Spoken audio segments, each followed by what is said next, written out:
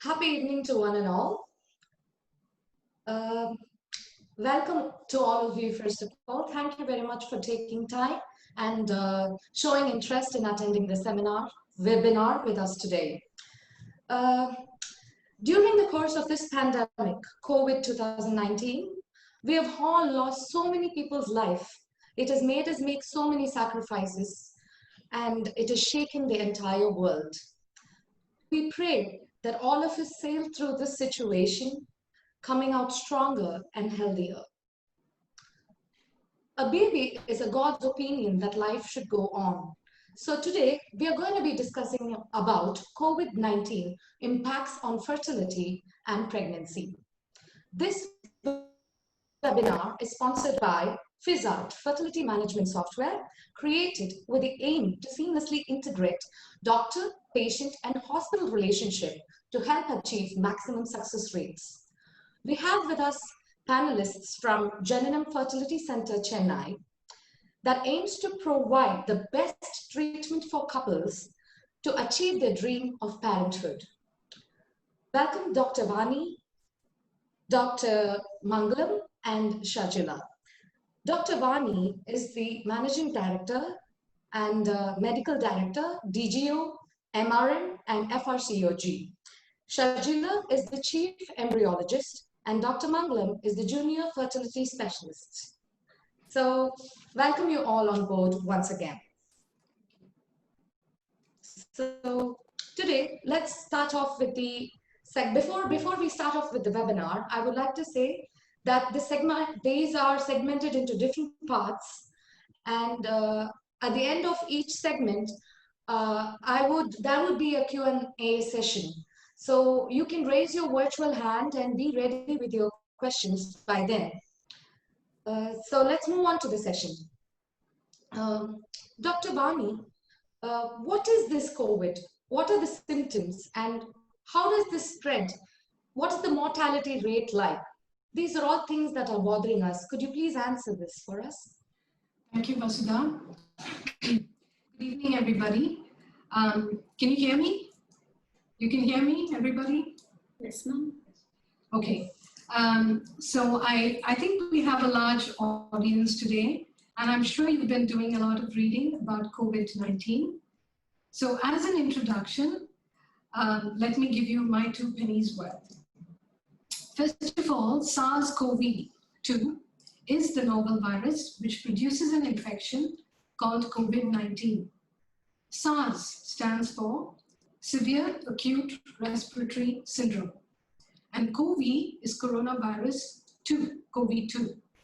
And COVID is the infection which it causes, and it is coronavirus infectious diseases. And 19 is because the first case was isolated in Wuhan, China in December 2019. Now, SARS-CoV-2 belongs to a group of viruses called coronavirus. Now, these viruses have been known to be infectious to man for a very long period of time, but they usually produce mild respiratory illness, with the exception of 2 previous viruses, SARS-CoV and MERS, which is Middle Eastern Respiratory Syndrome. The thing about viruses is that viruses are very fragile organisms, and they need a host cell to actually survive and to multiply. Now, all of you have seen pictures of the coronavirus. The virus has spikes on the surface, and that's why it has the name corona, which means crown. So these spikes are actually protein, and they're called spike proteins, and they're able to attach to certain receptors on human cells. The receptor which binds to SARS-CoV-2 is called the ACE2 receptor. And the presence of that receptor, together with a protein called TMP-SSR2, both these are essential for the virus to get into the host cell. And once the virus enters the host cell, it begins to multiply, it damages the cells, it damages adjacent cells and produces infection. Now, there are certain organs in the body which have an abundant number of these receptors. One, the lungs. So it is predominantly a respiratory or a lung infection, the gastrointestinal tract, as well as the kidneys. So these are the organs which are mainly affected. Now, I'm sure all of you know the symptoms of COVID-19. It usually produces dry cough, extreme tiredness, and fever. And the other symptoms are nasal congestion, sneezing, body ache, loss of smell and loss of taste, and in severe cases, people can have difficulty breathing. Now, the important thing to understand is that 80% of people who actually have the virus are asymptomatic or have minimal symptoms. So sometimes they don't even know they're infected. About 15 in 100 will have symptoms severe enough to require oxygen. So they will need hospitalization, and 5 out of 100 will become critically ill and may need ventilation as well. And the people who are more likely to be critically ill are people who are older, greater than, say, 60 years, and people with underlying disease like hypertension, diabetes, cancer survivors, overweight, obese individuals. These are the people who are more likely to be critically ill. Okay. Now, we've had so many viral infections in the past. Why are we so concerned about SARS-CoV-2? Why are we talking about COVID-19? In what way is this virus different from other viruses? The first thing is this virus is very infectious. It is very contagious, and it can easily spread. One infected individual can actually infect 4 more individuals. And those 4 individuals will infect 4 people each.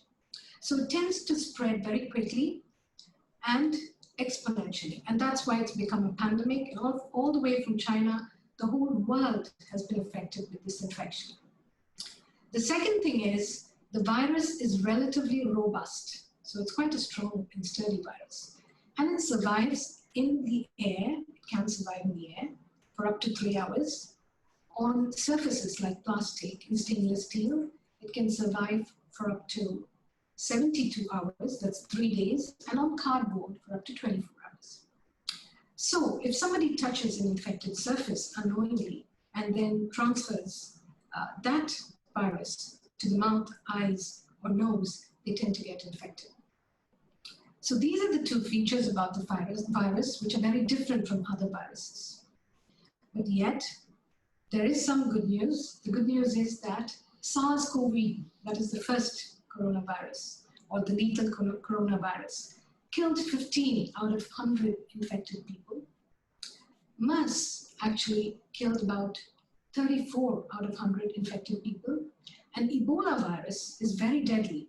50% of infected individuals can die. But with SARS-CoV-2, the death rate is actually not higher than 3.4%. And it, in fact, may be much, much lower because there are lots of people who do not have symptoms and who still carry the virus and may not have been detected or diagnosed. So in a nutshell, this is what I think is important for all of us to know about COVID-19.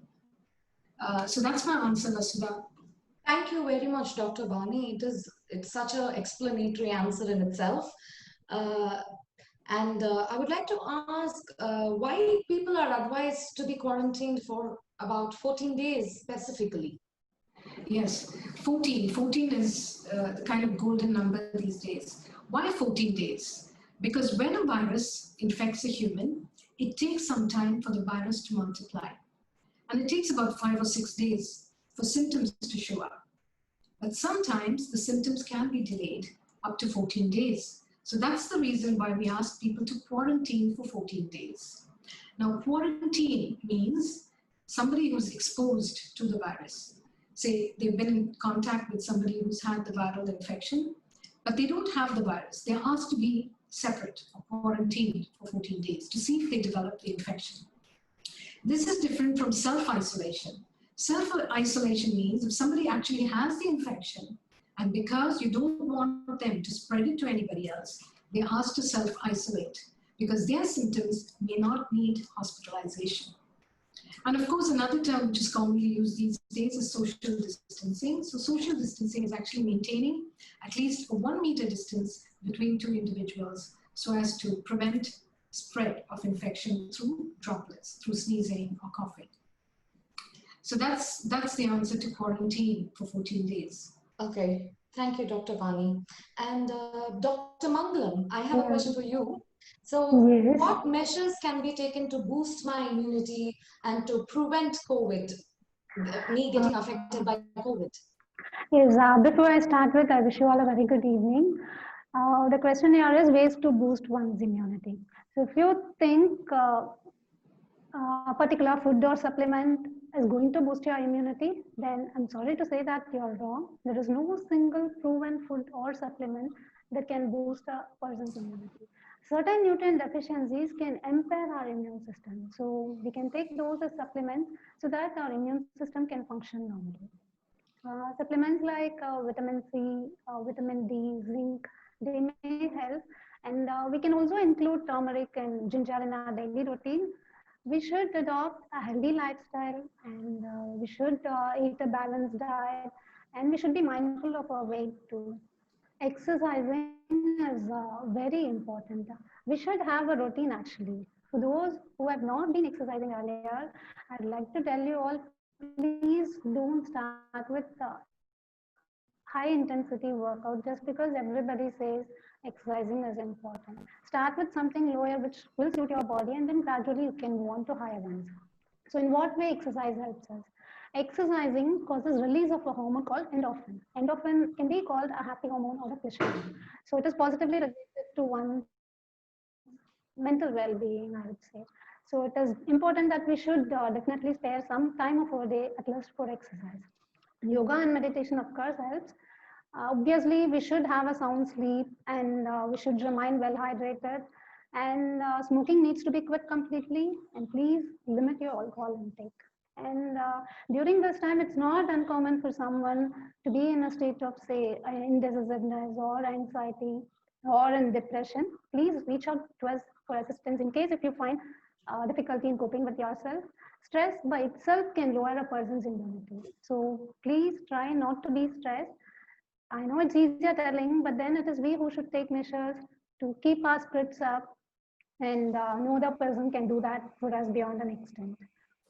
So these measures may, I emphasize, these measures may improve a person's immunity, but it really does not guarantee protection against contracting COVID. Social distancing is the only way out. So just because you're following all these, please don't skip social distancing. It's very important we all follow social distancing. Thank you, Dr. Mangalam. That was very, very helpful. And I think we all must get our zinc levels, vitamin C, and all that level up, and a balanced diet and wonderful exercising. And Dr. Vani, what is this something about herd immunity? What is this thing? Could you expand and let me know Yes. something See, more? herd immunity is when 80 to 90% of the population is already infected. Now, what happens when somebody gets infected? After about 4 weeks, they have antibodies within their system. These antibodies prevent reinfection. So if 80 to 90% of the people had antibodies, then the virus will not be able to go from one person to the other because it will die because of the antibodies. So there will be no propagation of disease. So the disease just comes to an end and it perishes. Like for example, we've eradicated smallpox. There is no smallpox. And how we've done it is by giving a vaccine. So basically herd immunity can happen either by a vaccine. So everybody has antibodies after some time and the virus does not propagate further, or the person gets infected and then all the people get infected. So this is herd immunity. Herd immunity is a good thing because that will serve us to be protected in the course of time, but it may result in the loss of many lives because some people may develop critical disease and die in the process. But until the vaccine comes, I think herd immunity is probably a measure to gradually reduce this viral spread. Okay, now we move on to the Q&A session. So I would request each and every one of you, the participants, to kindly raise your virtual hand so I would be able to take that question for you on behalf of you.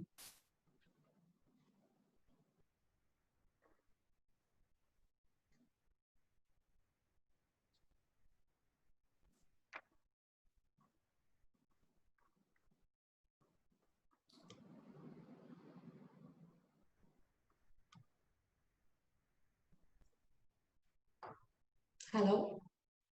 Do we have any questions or hands raised as yet? Okay. Shall we move on? Yes, thank you.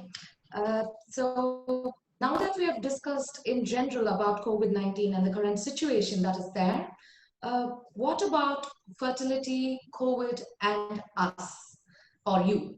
So you are a fertility specialist, Dr. Vani, and I would like to ask, is it the right time to start my fertility treatment?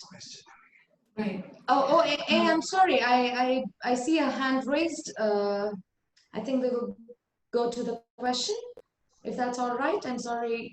That's it's a fine. delayed question. Okay. Miss Nicola. Hello, Yes, can you hear me? Yes, we can hear you, Nicola. Hello, good evening to you all. It's lovely to see you all. Good evening, Dr. Vani and Dr. Mangalam. It's lovely to see you. Nice to see you, Nicola. Nice to hear you. Oh no, it's very interesting. It's nice to hear all about COVID-19 from a different part of the world. Your views, etc. And to hear, and it's very good to hear. What you were saying is very similar to what we are hearing in the UK. Yes. Yes. Can I ask? One about the questions that's really interests me is about boosting the immunity. I didn't quite hear. I heard vitamin C, vitamin D, zinc, turmeric, and ginger. Is that correct? Taking all these yes, ma'am. Taking all these may help, but there is no proven evidence that everything actually helps. But there is no harm in taking. If somebody is already, if their immunity levels are impaired, then these things, supplementing these things do it actually helps. Yeah, that's good. I mean, I'm getting a little bit paranoid about what I'm eating and my vitamin intake. It's actually important that we increase vitamin C. Taking vitamin C rich diet, it actually helps. Yeah, Yeah, I heard vitamin C and vitamin D is particularly good for prevention against viruses generally. Sorry, I couldn't hear well. Sorry. That's okay. I have read before that taking vitamin C and vitamin D in large quantities is good to protect against viruses generally. Recently, what the article says is only oxygen and paracetamol is helping in fighting COVID, which means if somebody acquires the disease, mean the infection, then therapeutically giving paracetamol and oxygen, only these two are proven to help in fact. So we can take supplements, but we cannot be at ease just because we are taking those, and we cannot take things for granted that we'll definitely fight it against. See, it involves lot many things. So if you're positive, then we can definitely fight against. We should take measures, protective measures as well. Yeah. Yeah. No, I understand. I just whatever I can do to help, I think is good. Yeah. Thanks for your question. Thank you. Yeah. Thank you, Nicola. My pleasure. Yes. So Dr. Vani, so we'll move on to the next segment now. That's going to be talking about fertility, COVID, and you. So Dr. Vani, you are the fertility expert here. I would like to ask, is it the right time to be visiting my fertility specialist, or should I postpone my treatment in light of COVID 2019? Thanks for that question, Vasudha. thing is that when the lockdown began all over the world, and when it was announced that this was a pandemic, many fertility centers closed. And this was because of two reasons. First, the resource staff were needed for important work, that is looking after the ICU and emergency. That was one reason. The second reason was that the actual effect of fertility treatment or the COVID on fertility treatment was not known at that point. But now, 6 months down the line, we've seen that fertility treatment actually is not affected by COVID. And now many centers are opened or they're opening. It really depends on how many cases there are in that particular area. But most of the centers are getting started. The thing is, regarding the reproductive tract, the receptors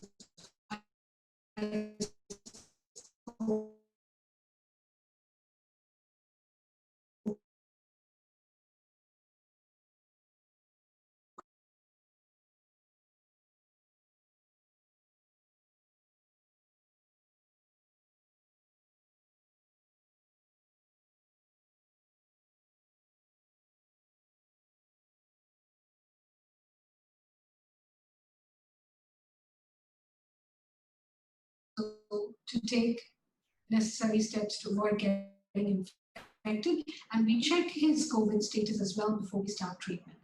So we're very careful. Now, if a couple happens to be, if the lady happens to be COVID positive, at any time during treatment, we will be forced to cancel the cycle until later. And if the man turns out to be COVID positive, then we don't use his sperm, but we freeze the eggs and then we fertilize the eggs later. So this is what we do. So fertility treatment. Yes, thank you, Dr. Vani. And but is it safe to get pregnant right now? Yes, see, I think actually there's going to be a baby boom in 10 months down the line, because there have been so many conceptions the world over because of this lockdown. Okay, so now we have evidence to tell us that a lady who is pregnant is not at greater risk of getting COVID infection. That's one thing. The second thing is, if a lady is pregnant and gets COVID infection, she's not at a greater risk of dying or becoming critically ill. That's the next thing we know. They behave just like non-pregnant individuals who get COVID. Now, there's an interesting study which was published very recently that involved 427 women, all pregnant, and all of them had COVID. And this study was done in the United Kingdom. And they found that certain risk factors, for example, if the mother was over 38 years, if she had diabetes or hypertension, if she was obese or overweight, then she had an increased risk of becoming critically ill. And critical illness occurred more commonly in the third trimester, that is after 28 weeks. Another very, very important finding in the study was that women who belong to BAME, that is Black, Asian, and ethnic minority groups in England, were more likely to become critically ill. And the one common factor in all these people, which they found, was all these women had low vitamin D levels. So we have some evidence to say that vitamin D deficiency can be linked to respiratory infections. So as Mangalam said, this is some more evidence to say that vitamin D needs to be supplemented in women who have vitamin D deficiency. So it's very important from this study. Another thing is regarding pregnancy is, which people need to know, is if they do get COVID infection, they have to drink plenty and keep themselves well hydrated and also move around, because pregnancy itself is a procoagulant state. So what does procoagulant mean? It means that the clotting tendency of blood increases during pregnancy. And this is for good reason, because after delivery, the patient quickly clots her blood and doesn't bleed excessively. So this is a preventive mechanism, a natural mechanism. Now, in COVID, once again, the clotting tendency of blood apparently increases. So in pregnancy, the woman has two factors if she gets COVID to increase the clotting of her blood, which is not a good thing. So pregnant women who are COVID positive must drink plenty of water, hydrate, keep themselves well hydrated, and also move around. And if the obstetrician thinks they are very high risk of getting clots, they may be advised blood thinning agents. So vitamin D and good hydration. Now, after 28 weeks, that's the risky time in the pregnancy. So women who are in their late pregnancy now, it is very important for them to adopt, to wear masks when they go for checkups, not to leave the house, to stay at home, and practice hygiene, like what has been stated, and social distancing. This is all very important because they must try their best not to catch the infection. Okay, thank you, Dr. Vani. And Shajila, as an embryologist, would you be able to let me know if my eggs or embryos have a chance to get affected by this virus? Okay, thank you, Asda. SARS-CoV-2, to invade any particular cell, needs to have receptors. ACE2 is one, and another protein which needs to be present is TMPSSR2. Both the ovary and the testis have negligible expression of both together. Also, the sperm and egg have no ACE2 receptors.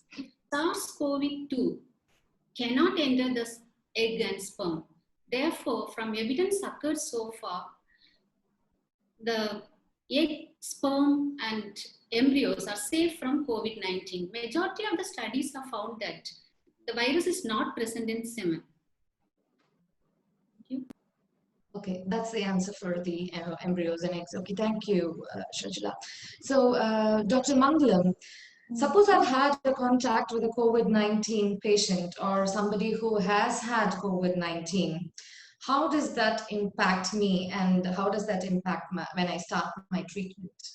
Okay. Yeah, let me tell you. If you have had contact with a COVID positive patient, please remain on isolation for at least 14 days. At the end of 2 weeks, if you are fine, COVID negative, then you can think about starting your treatment anytime.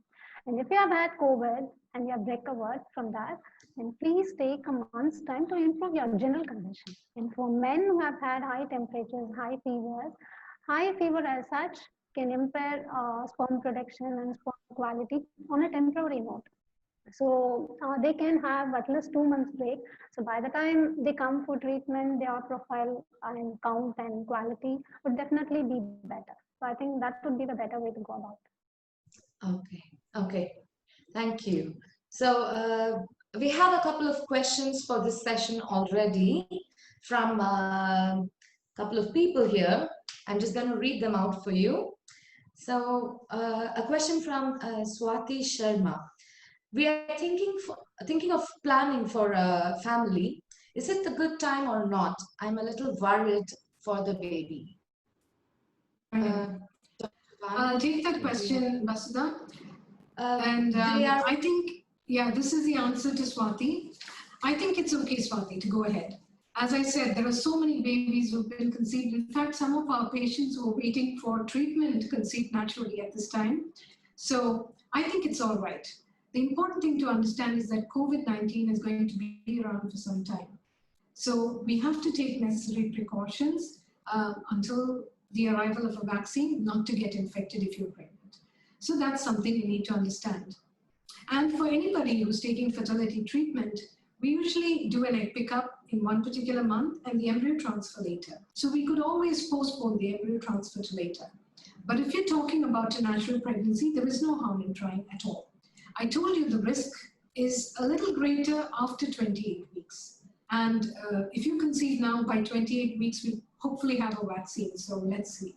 So I don't think that's a problem. Okay. We have another anonymous question. Is it safe to freeze my eggs during the pandemic?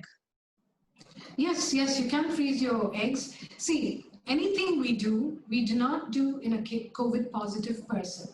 So, as I said, if somebody needs egg freezing, we will check their COVID status on day 2. Once again on day 10, make sure they're COVID negative and then do the egg pickup. So, and there's no problem. As Shajila just mentioned, there are no receptors, COVID receptors on the eggs. There's nothing to worry whatsoever. So you could have egg freezing if you needed to. Okay, and we have one more question for this segment. I am in the last trimester of my pregnancy. What are the precautions I should take? Yes. So the first and the most important precaution is not to contract the infection. So you know how you should do that. Stay at home.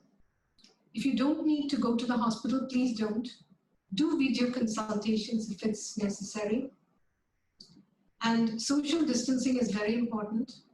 And of course, use masks when you go out and hand hygiene. These are the basic things. So if you're in your last trimester, don't panic. There's no need to panic. Most women sail through pregnancy beautifully and deliver babies without any harm. So don't panic. The important thing is focus all your energy and be focused about not getting the infection. That's the important thing. Make sure your vitamin D status is okay. And if you're vitamin D deficient, you need vitamin D. And zinc and vitamin C, or, as Mangalam said, and healthy food and a little bit of walking and exercise. That's all you need. Okay. We have some more questions as well. So somebody has already completed course of vitamin D and have a transfer tomorrow. Is it required to take vitamin D again? You don't need to have vitamin D again, but we can check your vitamin D levels. And if it's deficient, we can give you some more vitamin D. But if you've just completed a course, you should be fine. Okay. Okay, thank you, Dr. Vani. So now we are going to be having a small break with Gomati and Ramesh, a couple who have just taken treatment during this pandemic from Jananam Fertility Centre. Over to Gomati and Ramesh.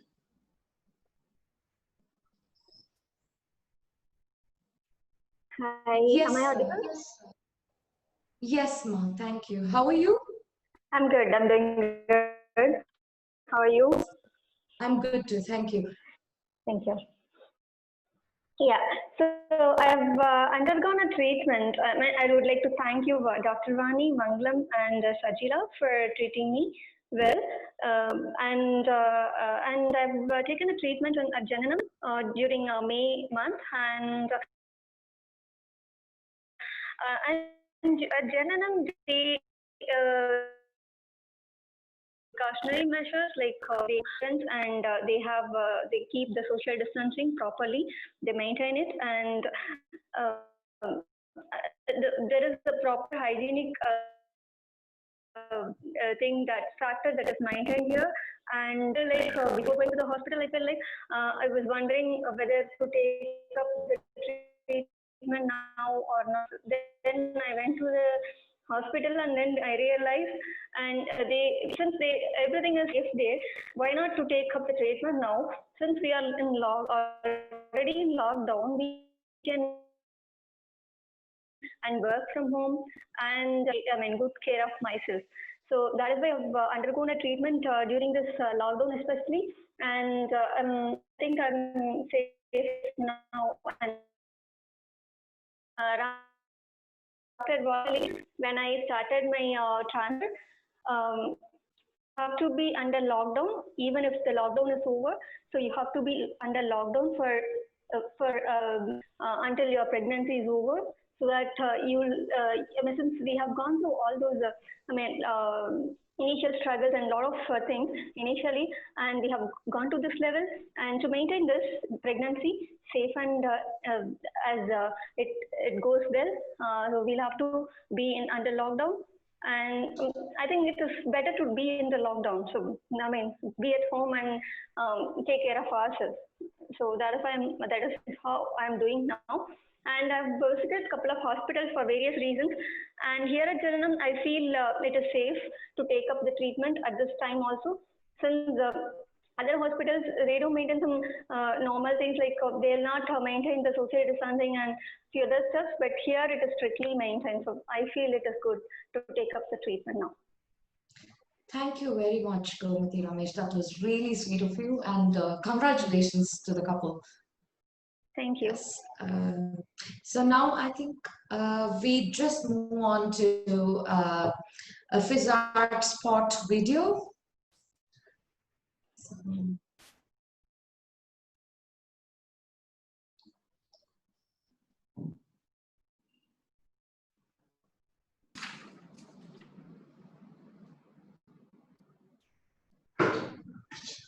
Question. There are no more questions. Okay, one second. Just a second. I think we have some more questions. So let me just take them if that's all right, Dr. Vani and Yes. Dr. Yeah. So I'm 8 weeks pregnant, Dr. Vani. Had said that if a pregnant woman tests positive, they have to be well hydrated and keep moving around. So would you like to take that question, Dr. Vani? See, it's definitely, I just told you that COVID infection, if somebody is infected and if somebody is pregnant, their chance of forming clots within the blood vessels is increased. And so it's important for them to keep hydrated. So you drink 2.5 to 3 liters of water at least a day, and also move around, walk around. So that will prevent clot formation. Okay. Especially if you're pregnant. Okay. So we have another question, Dr. Vani.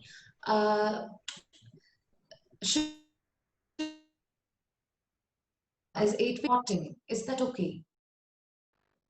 Yeah, I mean, see, Sushma, if you have spotting, then it's important to see your obstetrician just to see what's going on. That has nothing to do with COVID, really.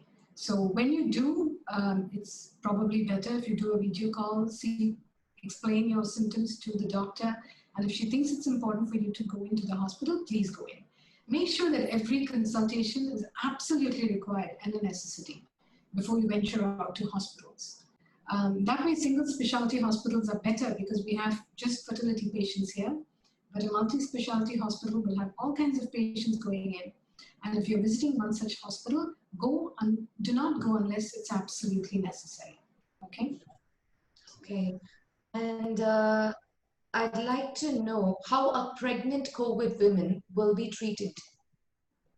See, pregnant COVID people are not going to be treated any differently. 80% of them will have minimal symptoms or be asymptomatic. And they probably will just need observation at home, or you can just self-isolate. The remaining 15 may need oxygen and they may need hospitalization. It's going to be just the same. And with women who are critically ill, it depends on which part of the pregnancy they are in. And depending on which part of the pregnancy, if they're in latter pregnancy, and if they need delivery, then that would be a decision made by their obstetrician. So there is no difference. And that's entirely in the hands of the COVID team, which should be done with the obstetrician and the COVID team in liaison with each other. So that's how it goes. Okay, and one Ms. Swati, can you please elaborate on the ovulation cycle? On the ovulation cycle? And is it ovulation cycle? Swati, yes. I didn't understand the question. Okay, so I think we can skip this for now. Let's kind of move on to the next segment. Yes, so fertility, COVID, and the center. So, do you adopt any special cleaning techniques in the lab to prevent COVID now? Ms. Shajila? Well, yes, we do. The first thing is we reduce the movement of staff to the laboratory. We encourage telephone communication between clinic and laboratory staff or patients.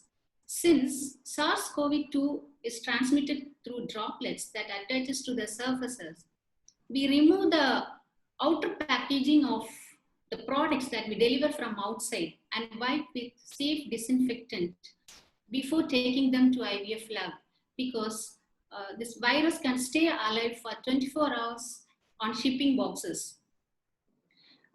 Then other thing is we use safe surface disinfectant to clean our IVF lab and theater surfaces. We also wipe our workstations with safe disinfectant, followed by distilled water after each procedure. The door handles, the pens we used in the laboratory also, we wipe with disinfectant regularly. Also, outside the IVF lab, we use sodium hypochlorite to clean the other areas of clinic, including floors, surfaces, tables and chairs repeatedly. We also restrict liquid nitrogen and gas cylinder suppliers to IVF lab premises. Okay. Thank you, Shajila. That is very, very helpful, and that makes us a little bit more peaceful that we can visit fertility centers and be safe about visiting them for our treatments. And Chinese scientists are suggesting that the virus may be transmitted sexually. Is that true, Dr. Vani? Well, thanks, Vasudha. The thing is that, yes, there was a Chinese study which actually involved 50 men, and they were asked to give semen samples, and 15 of them couldn't. 38 of them did manage a semen sample, out of which 23 of them were recovering, and 2 of them had virus in their sperm, in their semen, not sperm. And out of the 15 who were quite seriously ill, 4 of them had virus in their semen. So a few of them who were recovering and few of them who were seriously ill had the virus in the semen. But it does not mean that it is it can be a sexually transmitted disease, because for that to happen, the reproductive tract needs to have ACE2 receptors and a protein, which it does not have. So basically, when the person gets better and recovers completely, the virus will probably be absent in the semen. So though the virus was found in the semen, it does not mean that this is a sexually transmitted infection or disease. Okay.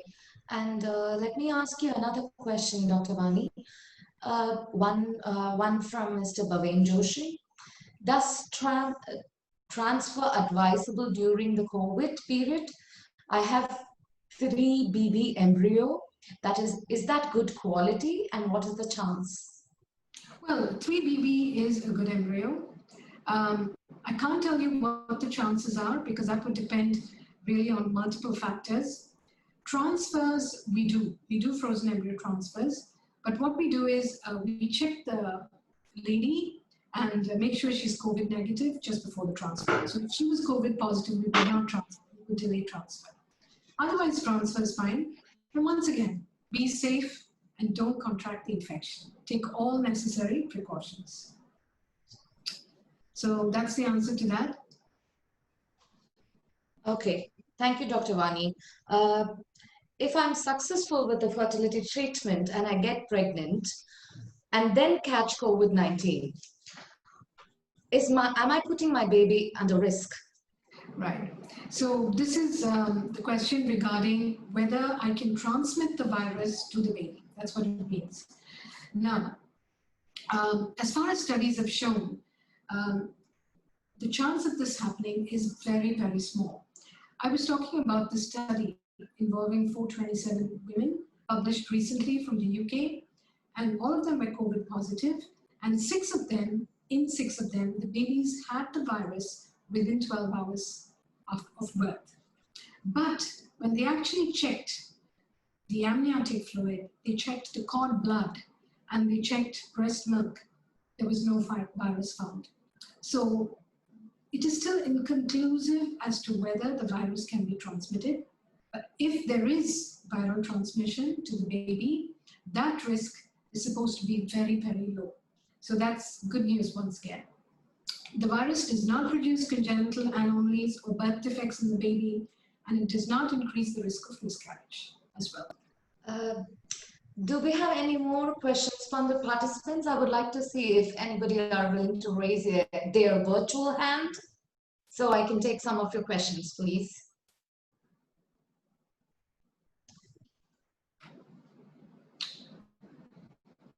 Okay, we have some questions that have popped up in my chat. So there is an anonymous question, Dr. Vani. I have to go for donor IVF cycle. Is that safe to go for donor cycle right now, or should I wait till the COVID is over? Okay.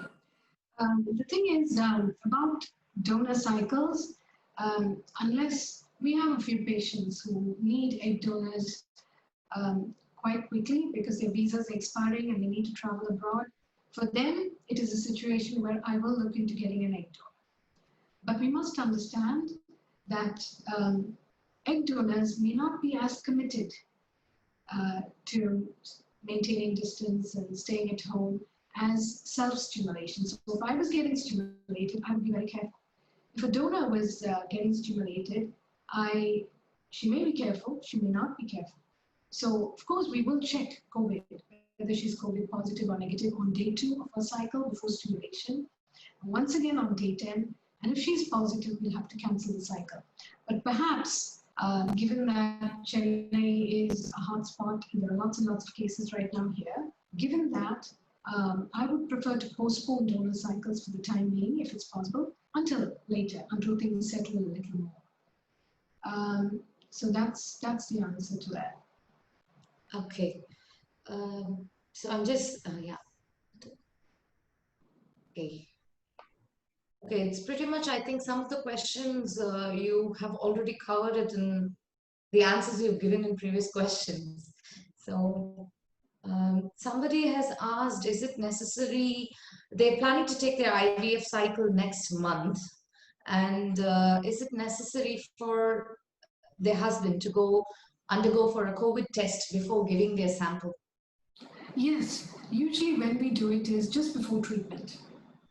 So on day 1 of the lady's period, or maybe a couple of days before, we ask the lady to have a COVID testing. So it's just ready for us before we start on day 2.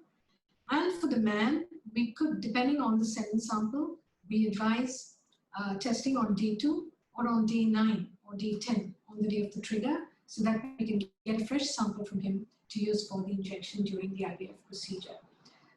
So that's how we usually plan it. Okay, and we have one more question, Dr. Vani.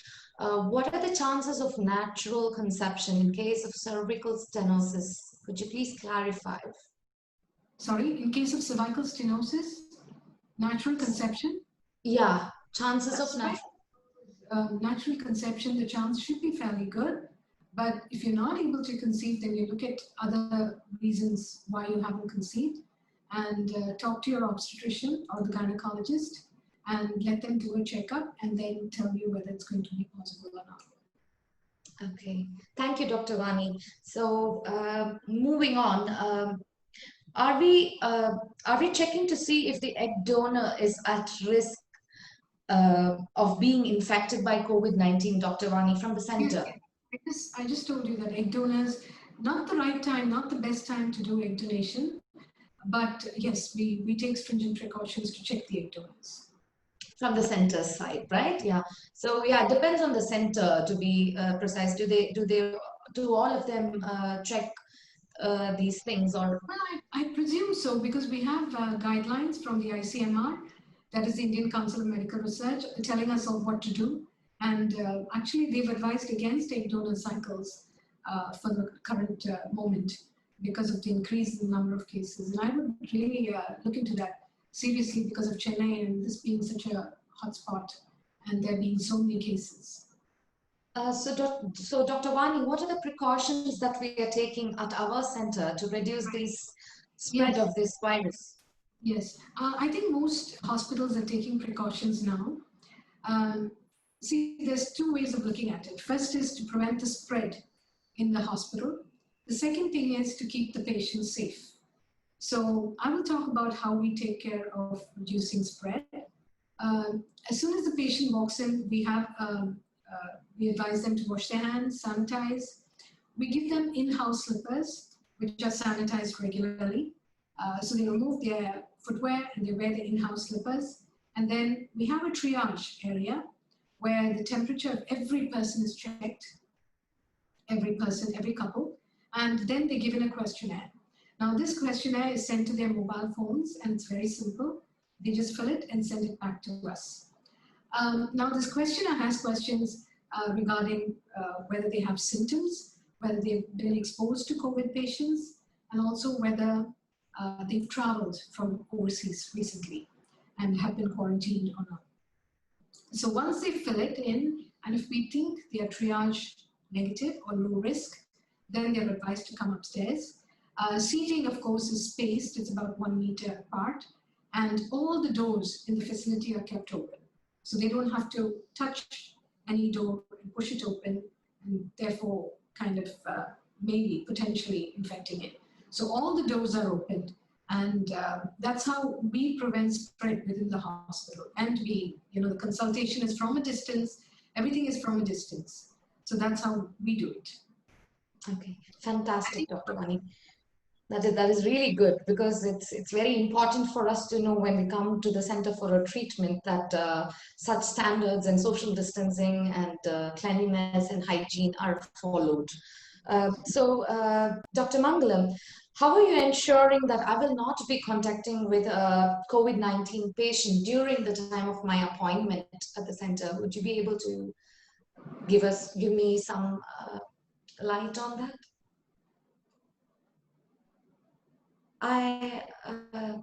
I'm not able to hear you.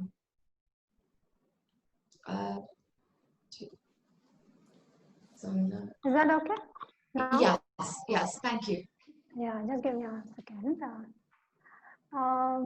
The question was how does someone avoid contracting COVID from us? As healthcare professionals, we have made quite a few changes in the way we handle patients. See, we take utmost care in protecting ourselves because nobody wants to take the coronavirus home. We protect ourselves in the best possible way we could, so that we try avoiding to be a threat or source of infection for our own family members and also to the patients who come trusting us. If staff of this hospital is getting a cough or fever, then we advise he or she to go on quarantine. And if that is a patient, then we prefer to do teleconsultation through FISAT, and FISAT has made that easier. Jananam as such is a standalone reproductive medicine unit. We don't have services for general medical problems. We see only patients who seek assistance for fertility. So all these factors, I think, they contribute to the reduction in the probability of our encounter with a person who may hold the virus. And coming to the precautions we take, each and every single employee of the hospital who steps in will have a temperature check on a daily basis. And we all wear N95 masks and we wear protective shield. We use hand sanitizer regularly, and we maintain social distancing between ourselves. And the important thing is, we have educated every single employee of this hospital, right from the person at the gate to the canteen people, the admin staffs, the hygiene workers. Everybody has been taught about the importance of maintaining these preventive measures, and we also constantly scrutinize them. And with regard to the patients, like we have scheduled appointments in such a way that we can avoid crowding in the waiting area, and the seating arrangements have also been changed. I feel COVID-19 can only be, someone can prevent from acquiring this infection only by two means. One is social distancing and wearing a mask. Everybody knows this. We all follow these, and we are very strict about it. And if a couple is willing to follow all these, then they can very well walk into our center. Okay, thank you, Dr. Mangalam. And I think now we'll be moving back on to the Q&A sessions. So participants, those of you who have questions, kindly raise your hands. And yes, thank you. So we have some questions in the chat, and I also see some of them have raised their hands. I'm going to take some time and go through these questions. Yes. So an anonymous question, Dr. Vani, Yes. Because of this COVID situation, most of the doctors are limiting the number of visits. I actually called for an appointment after a month. Now I'm 18 weeks pregnant. Is it okay to consult in person after a month from now? Yes, I think if you're 18 weeks and if everything goes on, has been going on fine, then it's fine to do it after 2 weeks, after 1 month. So you will be about 22 weeks, which is fine. I think it should be okay. So I think I see some raised hands. I'm unable to click unmute the raised hand. I'm sorry for the hiccup. Just give me a second.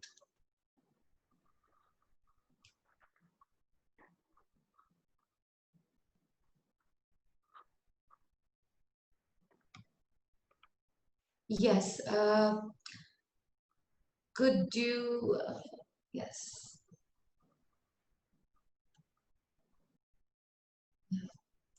I'm not able to see the hand raise.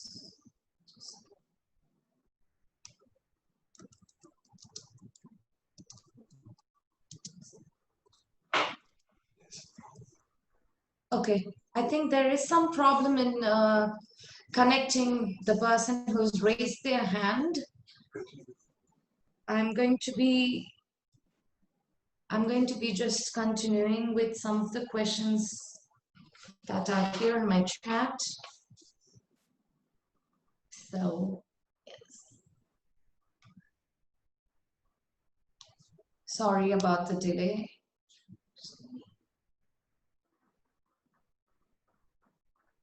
I'm 35 years old. I had failed IVF last year. Is it safe now to go for IVF treatment again, or should I wait for some more time until the situation turns normal? Since we need to go to the hospital alternative days for injection and scan, is it advisable now? Yes, okay. I think 35 years is a tricky age, and egg numbers start dropping after 35 years. So it's best not to wait very long and to get on with treatment. You can always have your embryo transfer later. But if IVF has failed once before, I don't know the reason why, but I think, as I said very clearly, fertility treatment is not a problem. The problem is staying away from COVID, and that you need to do very, very carefully. If you go to a single specialty hospital, the chance of you getting COVID from the hospital is going to be very small, but you need to take precautions. So I don't see any problem in getting on with treatment. And 35 is an age which you really need to look into your ovarian reserve and make sure that is okay before you take the option of waiting further. Okay, thank you, Dr. Vani. I have a request.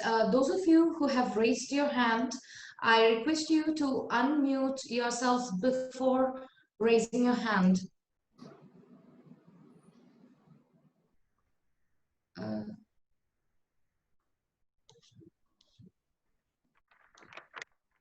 Yes. So we have another question, Dr. Vani. Also, is there a chance that COVID could spread from a nurse when they have put an injection and if they don't sanitize their hands, but do wear a mask? Right. Okay, I think that's a very valid question. What nurses should do is, of course, we nurses here, they wear N95 masks, they wear a face shield. And before that, if a nurse has high temperature, or if she has tiredness, or if she has a sore throat or dry cough, she's not allowed to work. She's asked to self-isolate, quarantine. We get them checked and make sure they're COVID negative. And even in case they're COVID negative, they're actually asked to stay at home for 14 days. So that's the first thing, safety precaution 1. Second thing is that they wear N95 masks, as I said, and face shields. And of course, they have to change their gloves in between injections and sanitize. So that's supposed to be a routine.